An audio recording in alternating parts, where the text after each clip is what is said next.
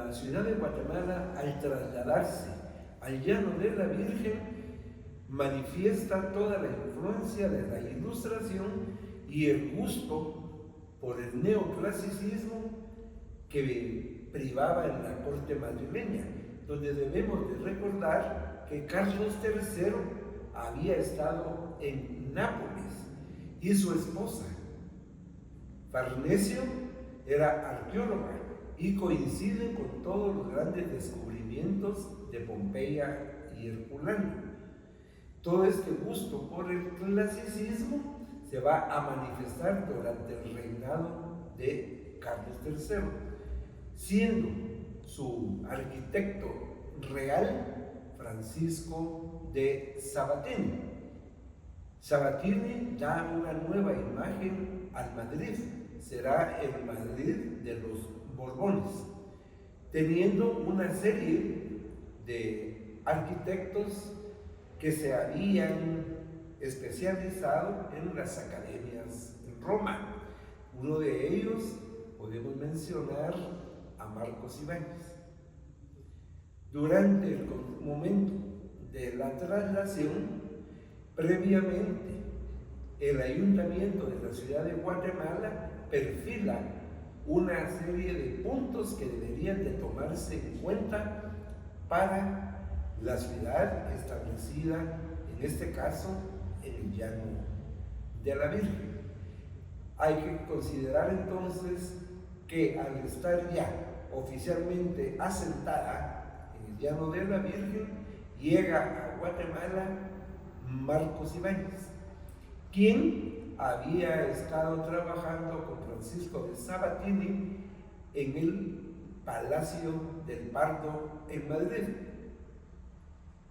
Es nombrado para venir a Guatemala y precisamente en el año de 1778 se hace presente en Guatemala y revisa los proyectos para la traza de la Nueva Guatemala de la Asunción, y estos planos son supervisados por Sabatini, es decir, quedan atrás los planos de Luis Díez de Navarro, aunque se toman algunos elementos de los mismos, pero ya la visión ilustrada para la Nueva Guatemala se le va a deber entonces a Ibáñez y a los consejos que dará Francisco de Sabatini.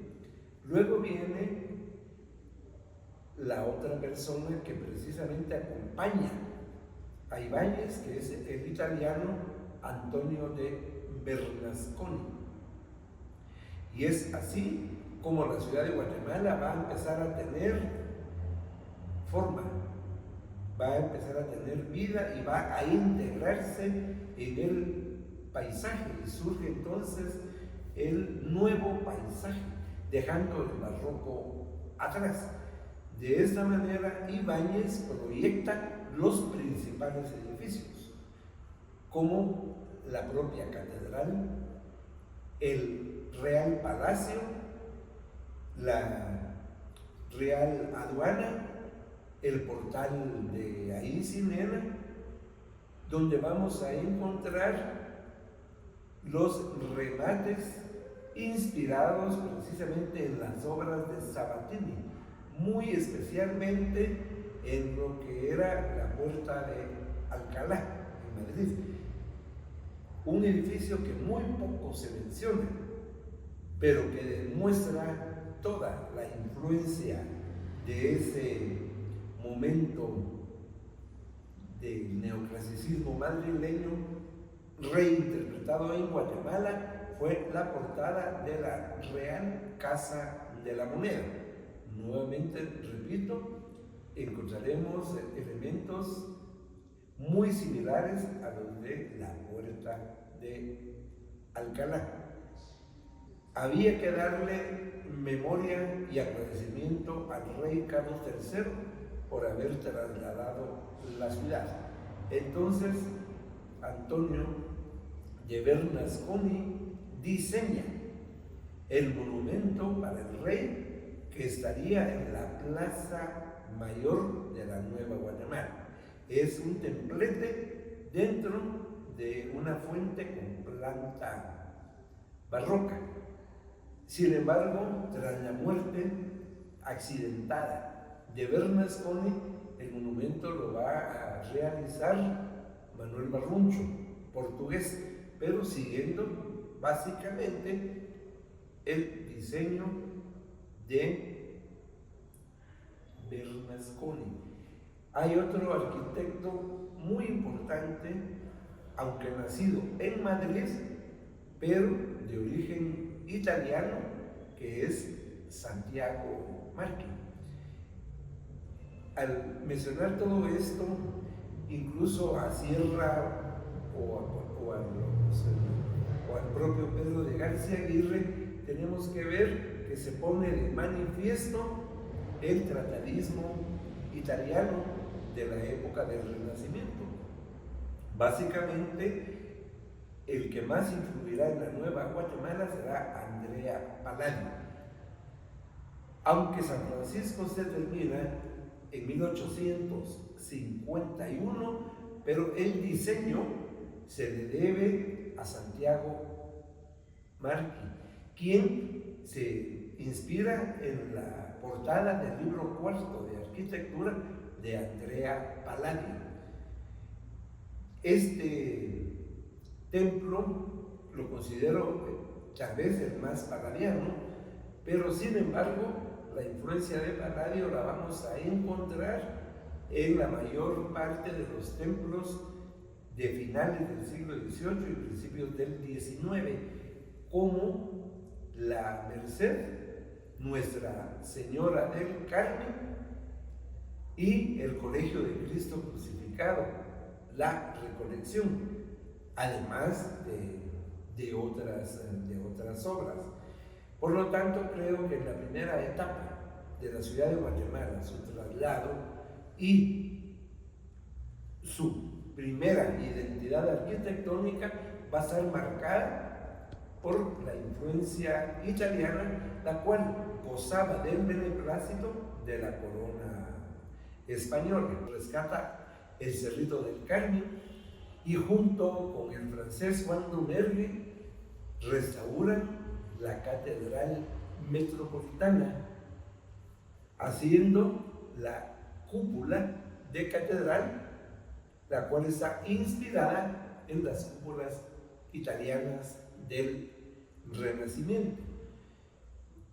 Guido Albani nos deja un magnífico edificio que es el Paraninfo de la Universidad de San Carlos, el cual está centrado con un callejón, el antiguo callejón de Paulinos, callejón normal, 12 calles A, donde destaca con un nuevo concepto, que es un neoclásico anacrónico. También Guido Albani diseña la cúpula para el santuario de Nuestra Señora de Guadalupe, aunque esta fue construida después de su muerte. Otro italiano muy importante va a ser Cristóbal Ossory, dado a que nos presenta un nuevo concepto urbano, un pasaje como una galería, es decir, un pasaje techado. En Guatemala ya teníamos desde finales del siglo XIX un pasaje abierto, el pasaje Ahí Cinema, en el portal del comercio que une la Plaza Mayor con la Novena Calle. Tras la destrucción del conjunto, se hace este nuevo pasaje o galería que une tres puntos: la calle Real, la plaza y la Novena Calle. Esta obra de Cristóbal Ossory es sumamente importante y debemos de verla como un momento de influencia italiana en pleno rescate de la Nueva Guatemala, de la Asunción después de los desastres. Es mucho lo que tendríamos que hablar de la influencia italiana en el paisaje de la Nueva Guatemala, pero tenemos que irnos al año 1961. Entre las relaciones Guatemala e Italia se abrió un concurso sobre Italia, el cual Rigoberto Bragas Mitia obtuvo un premio.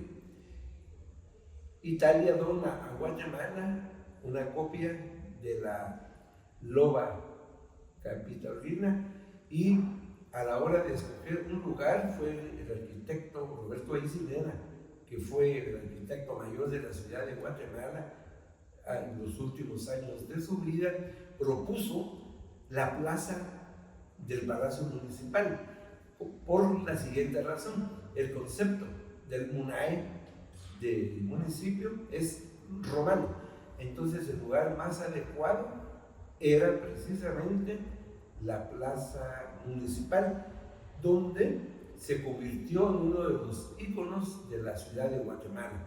La Plaza Italia, incluso que le da nombre al edificio del ayuntamiento, conociéndose como el Palacio de la Loba. Italia ha ejercido entonces una influencia muy grande, y esto desde el inicio de la occidentalización en Guatemala. Durante el gobierno de Justo Rufino Barrios se construyó un nuevo cementerio general, sustituyendo el antiguo llamado San Juan de Dios. Este nuevo cementerio presenta el gusto del romanticismo europeo.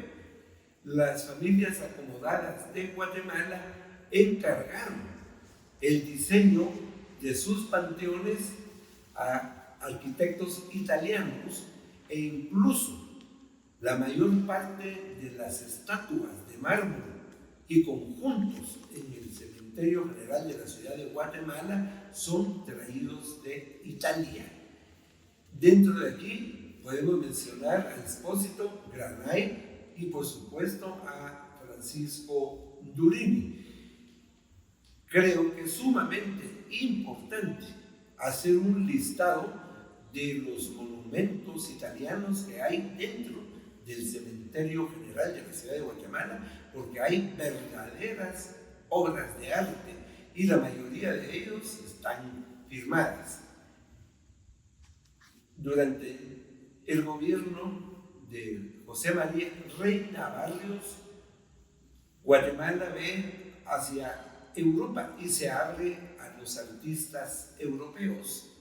Y es así como se planifica un bulevar con el nombre de 30 de junio, posteriormente Avenida de la Reforma. En el mismo participa Francisco Durini, quien va a tener a su cargo el diseño de dos monumentos sumamente importantes: el que abre el paseo del 30 de junio, Miguel García Granados. Es una columna con un conjunto de estatuas en mármol, rematando la columna con la escultura pedestre en bronce del caudillo de la Revolución del 71, García Granados. Todo este conjunto fue encargado a Italia, de donde vino para ser inaugurado el día 30 de junio de 1896. Y el 19 de julio de ese año, rematando el bulevar, se inauguró el monumento al reformador Justo Rufino Barrios, el cual también fue diseñado por Durini y trabajado en Italia. Posteriormente se le da un mérito al diseñador del bulevar o a quien lo ideó, José María Reina Barrios, y se coloca un monumento en la llamada Plaza Reina Barrios, el cual también es una obra italiana. A lo largo del bulevar 30 de junio había muchísimas italianas traídas de Carrara, estatuas magníficas que se conservan en distintos puntos de Guatemala, siendo muy importante mencionar el salón de té del zoológico La Aurora, la colonia La Candelaria en Antigua Guatemala, Mazatenango y hay en otros lugares del país. Pero Durini cita que solo en el Palacio de la Reforma había 30 estatuas de mármol, estas encargadas, como he dicho, a Italia. Y aquí nos detenemos para mencionar a Andrés Galeotti, quien diseña el extraordinario Palacio de la Reforma, el que albergó de 1898 a 1917 el Museo Nacional. Era el remate del Boulevard.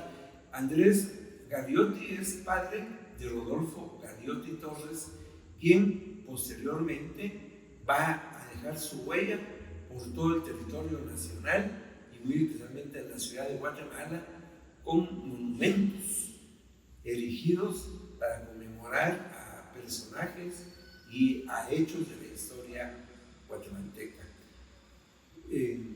Otro caso que creo que vale la pena mencionar es la portada del antiguo registro de la propiedad, actual Museo Nacional de Historia.